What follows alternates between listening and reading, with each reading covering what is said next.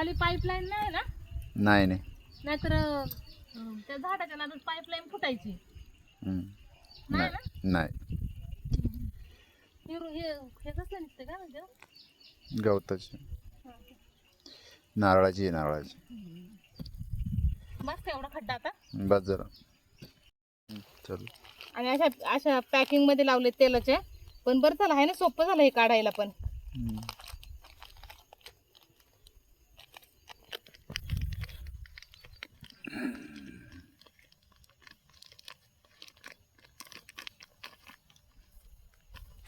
गणपती बाप्पा मोरया. आमच्या फणसाला भरपूर फणस येऊ दे. आपलं फणसाचं झाड लावून तयार झालंय हे पहा इथं. तर आता आणि हे बघा एकदम शॉर्टकट मारलंय मी. डायरेक्ट नळ चालू करून दिलाय आता फिल्टरचा. त्यामुळे इथं पाणी जात आहे आता. हे पहा म्हणजे दरवेळेस पण पाणी घ्यायला सोपं होईल. आता आहे थोडे दिवस पाऊस, पण नंतर उन्हाळा लागल्याच्यानंतर म्हणजे आपल्याला पाणी घ्यायला सोपं होईल.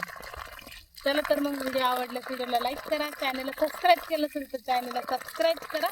भेटूया आपण पुढच्या ब्लॉगमध्ये. तोपर्यंत बाय.